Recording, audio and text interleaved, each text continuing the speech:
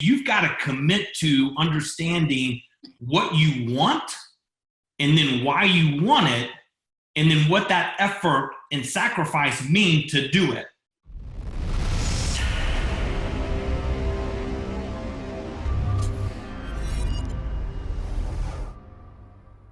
Welcome to the Unstoppables. You're on the station, the platform, the place where we turn those intentions of yours into dollars. That's right. You know those things you wish about on the couch, the things you think, oh, wow, somebody else can do it, but I can't. This is the place. We talk to people who are unstoppable, people that are making that difference, people that have that drive. And one such person is sitting here today, right in Dallas, Texas, the arch enemy of my Pittsburgh Steelers. His name is Judge Graham. Judge, welcome to the show, man. Hey, super excited. Thanks for having me. First of all, I love your hat. So tell me about the hat. Yeah. Tell me about that hat. Yeah. So this is the official Judge Graham hat, and they will be available on judgegraham.com. So this is the new mark into my new journey of transformational businesses and helping small to mid-sized companies really harness the power of what my new book's about, Scale with Speed. So I'm super excited about this new journey, man. Well, if you send me a hat, I'll send you a shirt. I'll send you what do you wear? Probably a double X right now, and you'll probably just bust out of that, right? Yeah, I'm always forward shirt. Probably do extra large, Yeah, it's a deal. And actually, I just downloaded the audiobook, Always Forward, and I'm on a few chapters in, man. Very cool. I love the Overcoming Fear. Really cool shit. It's awesome. You know, I want to talk to you about fear, and I want to jump into fears when we talk about what you're doing. And I've looked at some of your material. I've researched some. I was very impressed. I'm impressed with one thing primarily that you're doing is you're moving fast. And that's the one thing people say to you, what is the thing you do? You're moving fast, man. You're going next. You're 10Xing your activity. You know, I've read about what you're doing, and I think it's impressive as hell. Give me a 30,000 foot, Judge, and then come on right down so the audience can get a really good handle on what it is you do, and most important, why you do it. Yeah, so the 30,000 foot view is, in this new fast economy, I harness that power of speed, right? Things are moving so fast. If you look at, Bill, think about the cell phone. It's only been out for, 10 years? And the progress that cell phone and that smartphone have done between the last 10 years, it's probably more progress in the last 200 or 300 years, right? And it's enabled speed in massive competitors. So I've taken the practices and the mistakes that I've made and the success, and I package that into this formula that I'm calling speed.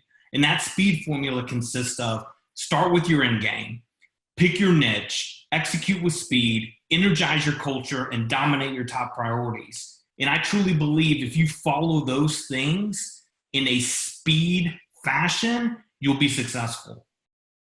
Of the 5 pieces, let me ask you a how-to. How do you energize a culture?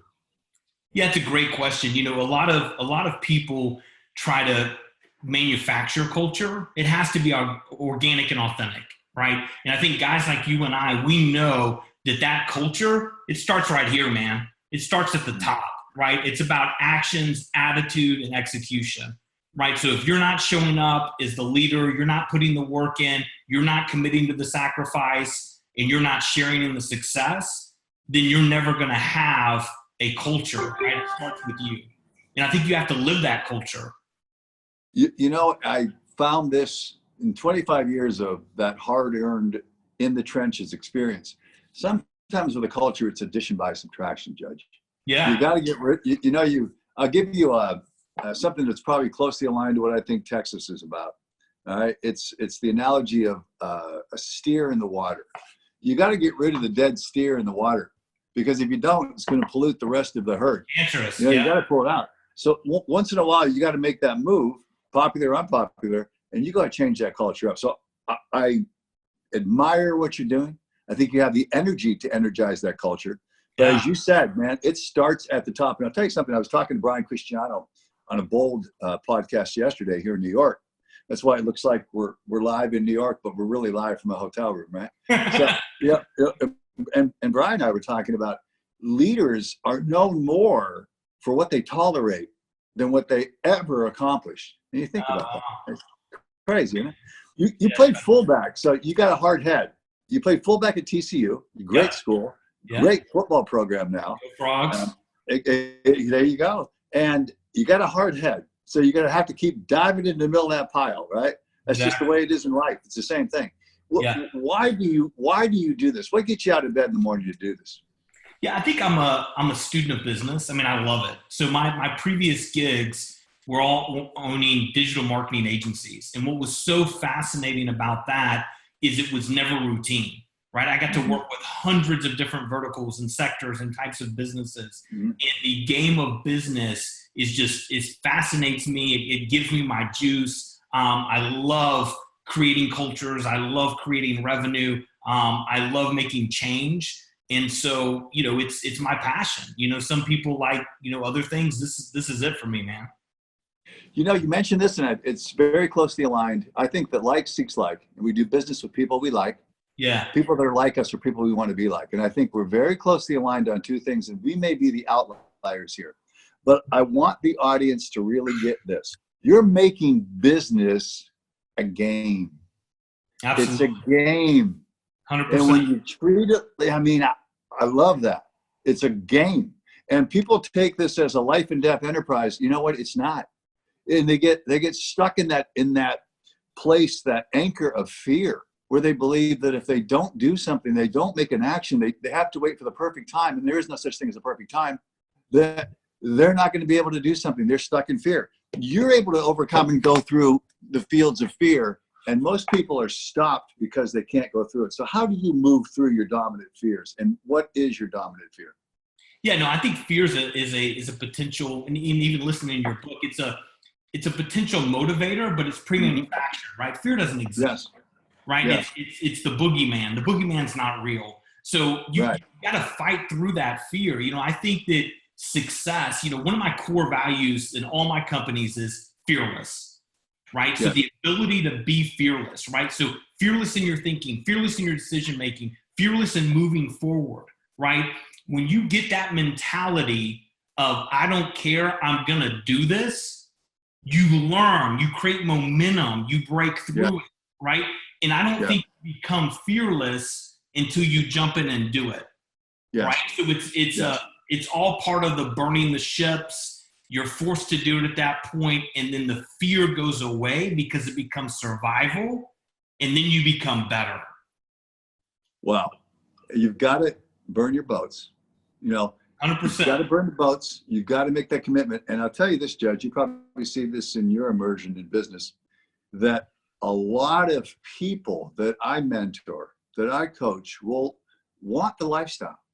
They'll tell you they want it, but they really don't know what it is. Sure. How do you coach people to really find out what it is they really want? They always know what they fear. Yeah. But how do you coach them to find what it is they really want? Yeah, it's a great question. We're doing so part of this start with your end game in the first part of speed is I think a lot of people start businesses and they really don't know why they're starting it, right? What's your why? What's your what? What's your how? What's the proof that you can do it? And I think success is all based on a desired lifestyle and outcome, right? So you've got to commit to understanding what you want, and then why you want it, and then what that effort and sacrifice mean to do it. And I think a lot of people don't think about that truly when they want to start with their end game to then approach business. And that's something I want to start teaching people, to have this self-reflection, to truly understand, why are you doing this? What do you want from the business? And what does that mean to sacrifice to make it happen? Shake them to wake them, baby. That's it, brother. That self-reflection is one of the most important things that you can do. It is the thing that when people do, they often delude or deny what they see. But you got to be able to see warts and all, correct? Absolutely, 100%. Or you can't.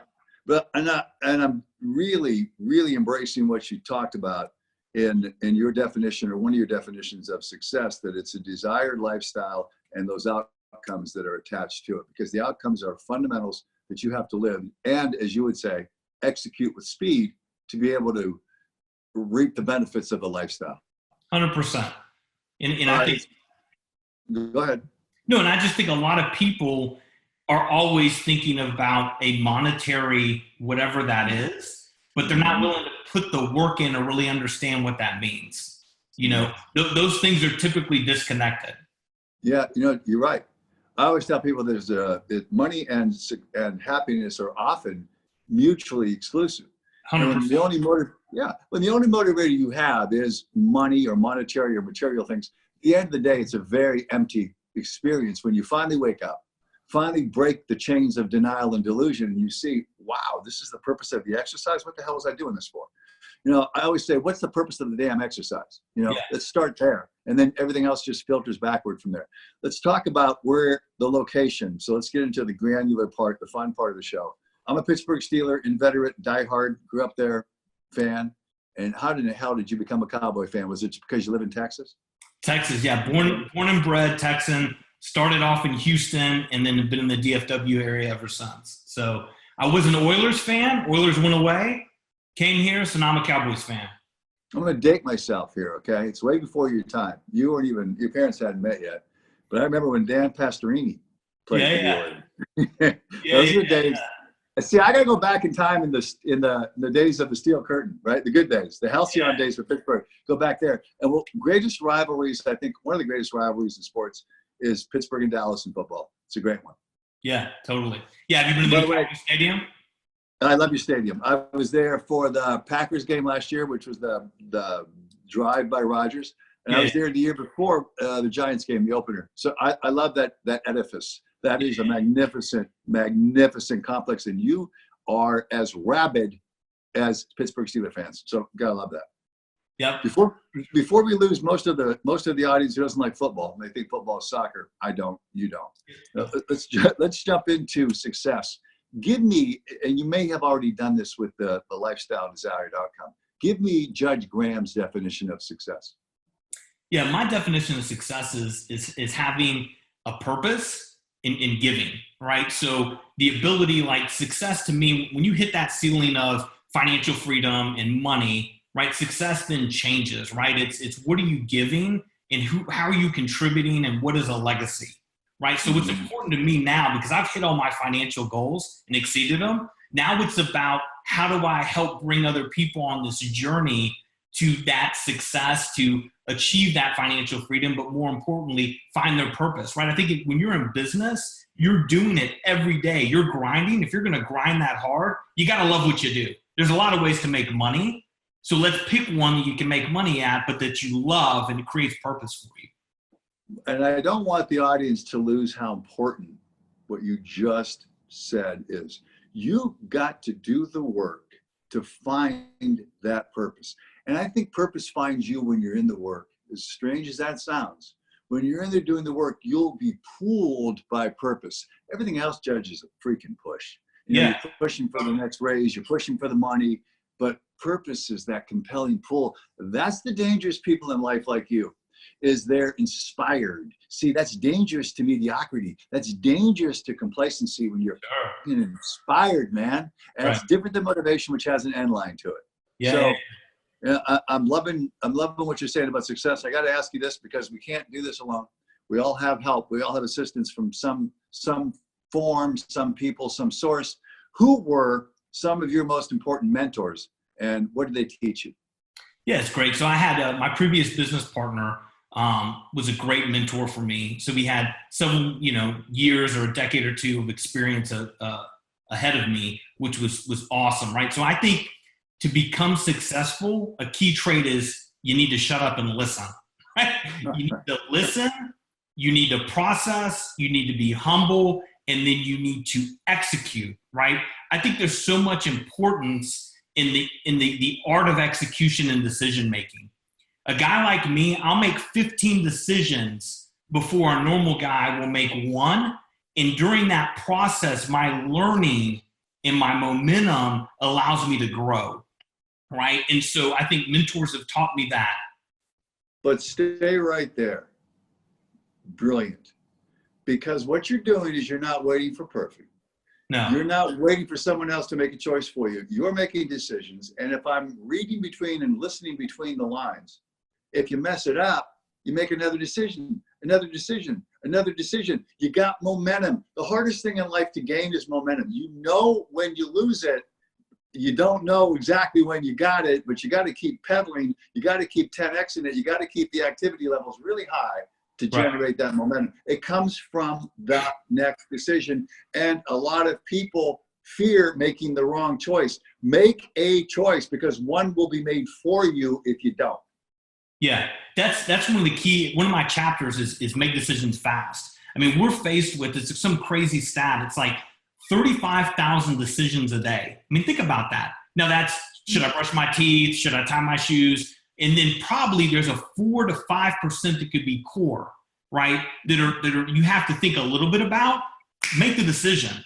Make it, move forward, pivot, adjust, fail, get better faster. That is part of success. And see, you're processing. So you're taking the stuff in from the outside. You're synthesizing, you're processing, you're analyzing, you're finding out what you can do better the next time, and you're doing it. And the majority of us, because our brains are conditioned to move this way, work on rote, work on we're just in that unconscious state of, I just do this. And we're really not processing, making decisions. We're just kind of going with the drift. You got to be able to be aware and then do what you do. Get in there, think, process, be right there in the moment, make a decision, man, because that's going to influence your future. Yeah, and it creates this this word momentum is so key, Bill, right?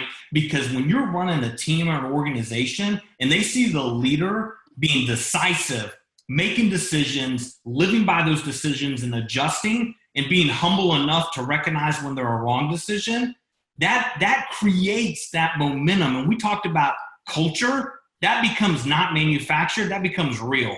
Yes. Right. And when you have real culture, that's a game changer in any industry. So would you say culture would be the lived expression that comes from the leader, which entails humility and decisiveness? 100%. I think if you look in history at all the successful leaders across anything, right, they're going to have those two traits you just said. I'll tell you what, some of my mentors are invisible. By invisible, I mean I get it from a book. Yeah. Some are good, some are bad. And you can look at the ones who let their ego run amok, people like Napoleon, that let it run amok and just take down the entire enterprise by doing that. They weren't humble. They didn't put their ego in their pocket. I'll tell you what I learned, and I was talking about this with other people on the show, is that I learned when I didn't own the company, it owned me. I was able to put my ego in the door and serve other people. I became free. I became free. The expectation, Judge, because you've got so much brilliance coming at me and for the audience, tell us where we can find you. Yeah, I think the best place to go is judgegraham.com. I'm launching my podcast in the next couple of weeks. All my social stuff's up there. Check out my book, Scale with Speed. You can start to pre-order it now.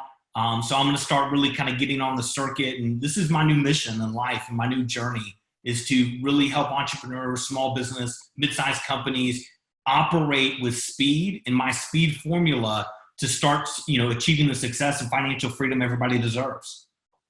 And you've got a set group. You're going after this niche, which is a very, very big niche. Sure. But I would submit to you that from speaking with you, that your stuff is applicable to people beyond the scope of the entrepreneur, because everyone, whether you like it or not, is the CEO of their own life. Absolutely. That's a great point. But yeah, I appreciate that. Yeah, totally. No, it's life stuff. You're dealing life stuff, my friend. I love that, man. I appreciate that. So what's the name of the podcast? The podcast is going to be Scale with Speed. You going to have me on? Hell yeah, I'm going to have you on. If you'll be on, for sure. Of course. What are you talking about, man? I'm going to wear a Pittsburgh Steeler hat. No, I think you're going to have the G hat on. I'm going to have the double X always forward shirt, right? Now we bust a bicep pose and you put that baby on. Let me ask you something about working out. And this is applicable in life. Yeah. When you played football, and you might still do this now, what was your workout regimen? What'd you do? Oh, intense. I mean, it's just like business, right? I mean, I think, not to digress, but I'm going to a little bit. I think team is so important in sports. The things that I learned from football specifically, or it could have been any sport, the discipline, what it takes to win, what it feels like to lose, the commitment and dedication to become better and to be selfless to your team. Those are core attributes that I feel set me up to be successful, right? So that regiment was, when you talk about collegiate, football, you're getting up early, you're watching film, you're working out, you're going to class, you're coming back, you're working out, you're in pads, you're coming back, you're doing tutoring, you're going to bed, and you repeat. So it is a very disciplined regiment, right? And it's like any muscle, right? Your brain, your biceps, the more you condition it, the more you work it, the more you change it up, the better it's going to be. I think that's one of the most important metaphors in the show, right there. Because when I look for people, when I recruit people, I'm recruiting people who have a team orientation, who are selfless contributors to the enterprise that understand that by contributing to the betterment of the enterprise, they contribute to their individual welfare. Yeah. And what you nailed right there by getting out, doing the work, getting invested. You're going to love the part of my book when it talks about visualize to realize, because it's all about working out and putting the mind and body in play. Hey, Judge, if you don't have the physical ability to cash those checks your mind writes, you just got to wish and a freaking hope, man, that don't cash the checks. You got to get in there and do the work. It's a beautiful metaphor. That's why I asked you that. It all starts with that discipline, that desire. And one of the most important things you said, you understand what it takes to win. You're willing to pay that price. And you know what losing feels like. It's what it feels like, that emotional laceration of a loss. So you damn well bet your boots, right, you're going to get in there and do the work.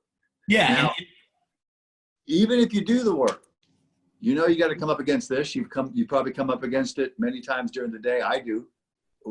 How do you define, or what would you call your biggest failure? What would you say it is? And what did you learn from it? So my biggest professional failure was my first company. I almost didn't graduate at TCU. Starting this company, grew it to 30, 40 people, web design development company with one of my best friends from school.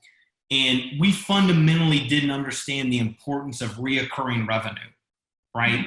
So it was project-based and grew ourselves out of business, and I had to declare personal bankruptcy, right? So here I am, personally bankrupt, no company, brand new wife, brand new baby. That was my point, man. And at that point, I decided never again. And I took all those mistakes and I just catapulted and then grew my last two companies that I've sold, from that. So I think that was kind of my dark moment. Powerful stuff. Because I think you need that fuel of failure to be able to understand what the nectar of success looks like, tastes like, feels like. Yeah. That's beautiful. Right? If you were to, that could be, but there may be another. If you were to cite for the audience what your defining moment was, what really turned the arc for you, where you just took off and made the trajectory to say, enough of this shit, I'm going here. Would that be your defining moment, or do you have another one for me? Yeah, I think it was all of those together, right? I think as a husband and a father, it was a defining moment for me to realize this selfless, right? At that point, I truly knew that I've always been selfless through sports, but being married and having a brand new baby, that was my defining moment. And I said, never again, I'm going to be able to pay the bills. I'm going to be able to do that. And we just, at that moment forward, psychologically, it switched for me and there was no turning back. The only option was success. Burn your boat. It was burned, baby. I had gasoline. And I got to share. No, I got to share this with you too, because what the mark of a quality character in person is what you talked about. That's called responsibility. And looking into the eyes of other people and understanding that you're responsible for their welfare, for their life, for their lifestyle. And I've had salespeople who I put baby pictures in front of their babies, their wife, their family, and said, get on the phone, man. Make those 150 calls. This is what you're doing it for. And I still get the deer in the headlights look, because that fear was just overwhelming, and it overwhelmed their personal responsibility. I could never get that shit. Couldn't get it. Yeah. You start with you start with understanding, what the end game is. So what's the end game for Judge Graham? What does it look like? So the end game now for me is to help motivate 1 million plus entrepreneurs, small business, and mid-sized companies, right? Whether that's through podcast and video content. I want people to understand what it takes to win in this new fast marketplace. And I want to help provide them a proven framework that's going to take work, but if they put that work in, that they can be successful. What does your perfect client look like? Perfect client could be, anywhere as low as, probably 1 million in revenue up to 150 million in revenue. I think that's kind of I know that's a broad range, but so you're really talking small to mid-sized businesses. What's next for you? You got a podcast, you got a book, so you're moving at lightning speed, which is the way you move anyway. So what is next for you on this journey? Next on this journey is, I think, speaking, some consulting stuff. I also want to really nail down my video content. I want to create some workshops. I think you brought up a great thing, Bill, and it's a confirmation, hopefully, that some of my stuff and my material can also be applied to lifestyle. So I want to be able to create something that is more cost effective that, the masses can have. So It's really taking that and creating some sort of workshop and content that you can, do through video.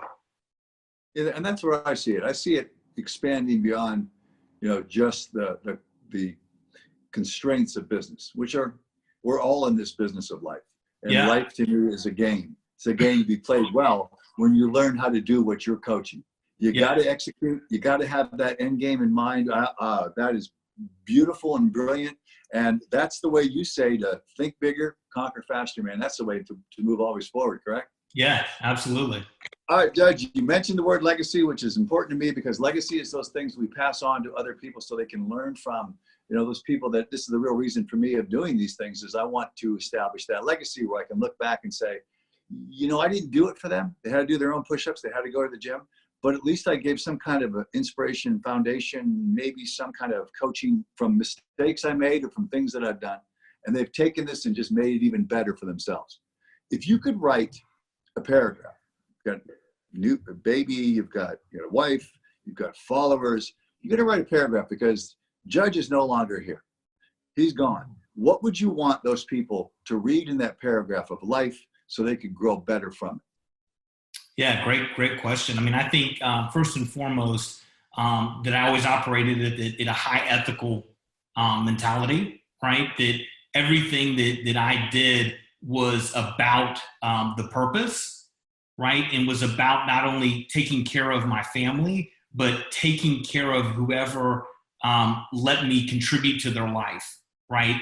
In a positive way. So, that to me would be it, is really leaving on a note of, hey, he helped inspire, motivate, and actually affect in a positive way, 1 million plus people. That'd be awesome.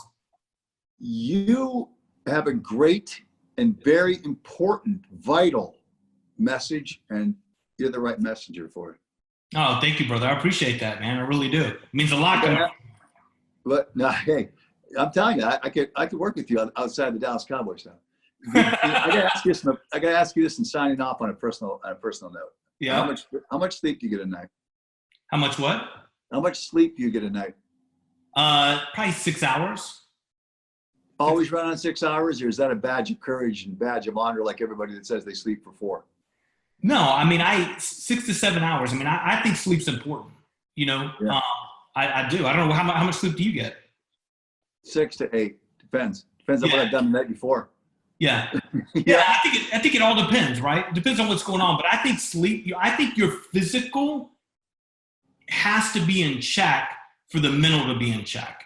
So yes, I am not a believer of you win the race because you have a badge of honor that you sleep 3 or 4 hours. I'm about speed and effectiveness. If you can be effective in 3 hours, that's what I care about. I care about an outcome and a result. I don't care about the effort, right? The effort is just part of it. Whatever that effort is, if you can do it in 3 hours to get me the same result, fantastic. Or if it takes 15, I want the outcome, right? Yeah. So I'm a believer that, it's about the outcome. I want the audience to get what you just said, because banks don't cash our intent. They only cash our results. And Yeah. I'm one that has to listen. I listen to my body, because other people are taking 3-4 hour, siestas or naps or whatever that's called. It's not really sleep. And they say they're doing certain things. That's great for them. Maybe that's just the way they're wired. But I'm wired to get my sleep, because I can't perform at optimal function unless I do. And you know what, Judge? So many people cut and paste the thoughts of others as theirs and think they have to emulate those traits and characteristics to become successful. There are certain ones that you absolutely do. Success does leave clues. But when it comes to resting the body, getting in the best possible shape, mentally and physically, to be able to execute, you gotta get your sleep, man. That's what I wanted to ask you. You gotta get your sleep. Yeah, I totally align with that, 100%. Judge, I'd high five you, man. Next time I see you, I'm gonna high five you, baby. You were effing awesome in every sense of the word. Thanks, Stay buddy. on. And you know what? I'll catch up with you later on. You were great. All right, brother. Thanks. See you, man. Go Hey, nice Cowboys. Go Steelers. Go Steelers.